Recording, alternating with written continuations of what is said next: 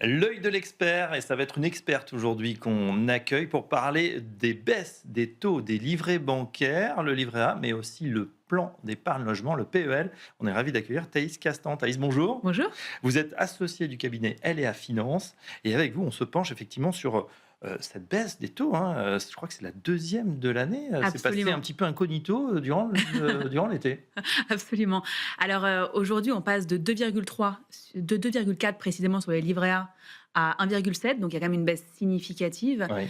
Et donc ça impacte les épargnants comme vous et moi, parce que finalement, sur un livret A qui était au plafond, on perd 160 euros par an de rendement. Donc c'est quand même un impact qui, au fil du temps, a son importance. Donc il y a un premier impact pour les épargnants, Oui. finalement, ce qui nous concerne aujourd'hui, c'est la perte de rentabilité, voilà ce que je viens de vous expliquer.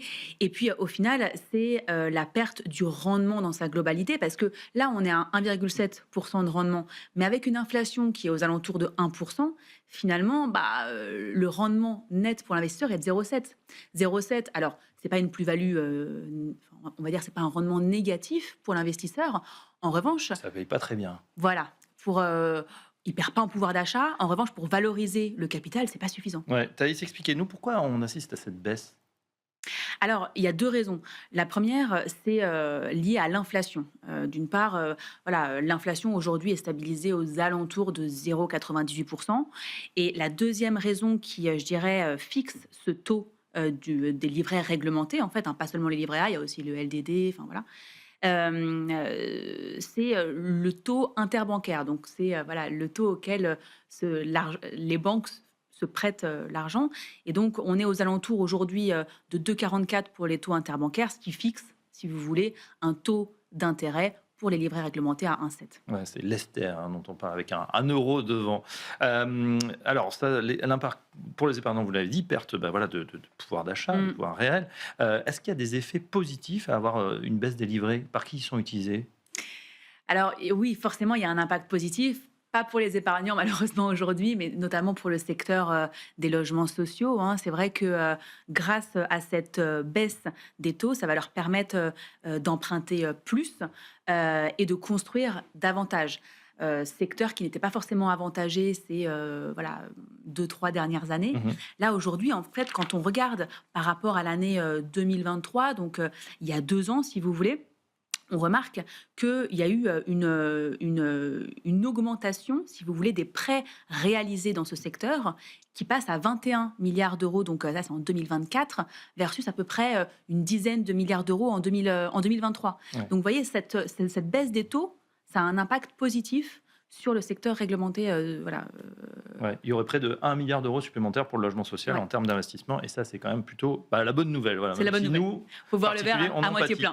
plein. Il y a un autre sujet, c'est le plan d'épargne logement dont vous venez nous parler avec, c'est une surprise, je viens de l'apprendre, une clôture automatique qui Ouais. interviendra en 2026. Alors, pas pour tous ceux, mais ceux qui arrivent à échéance.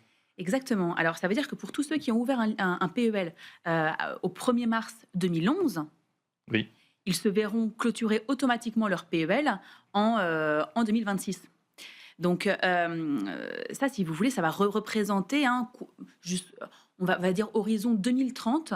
Cette nouvelle réglementation va représenter 93 milliards d'euros d'encours. C'est un tiers des PEL qui sont concernés par cette nouvelle réglementation. Ouais.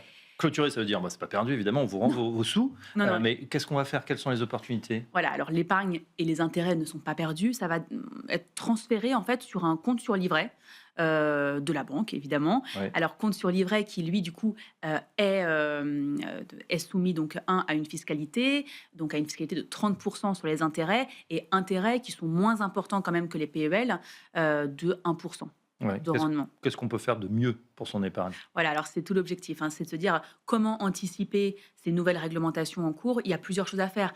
Faut se rendre compte quand même que si on prend une assurance vie basique, un fonds en euros sur une assurance vie basique, standard, ça va entre 2 à 3% en fonction du contexte, en fonction des années, etc. Mais, Donc, assurance vie.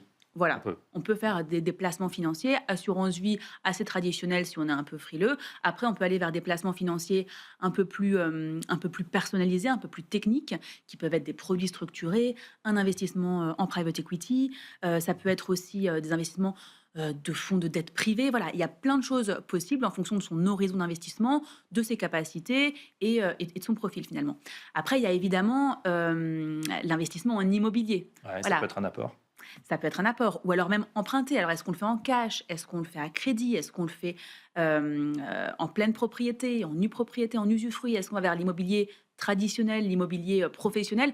Il y a plein d'options possibles, mais se dire, voilà, est-ce que ce ne serait pas justement une nouvelle fenêtre de tir pour utiliser le levier du crédit? Voilà, et puis il ne faut pas oublier le plan d'épargne retraite aussi qui peut être intéressant. En tout cas, notez le plan Tout à d'épargne fait, logement clôturé automatiquement s'il a plus de 15 ans en 2026. absolument. Merci Thaïs Merci à Castan. vous. Je rappelle que vous êtes associé cabinet L&A Finance pour ces éclairages donc sur ces livrets bancaires. Smart Patrimoine, on arrive au terme de cette édition. Merci de l'avoir suivi. On se retrouve très prochainement pour une nouvelle édition. À très bientôt.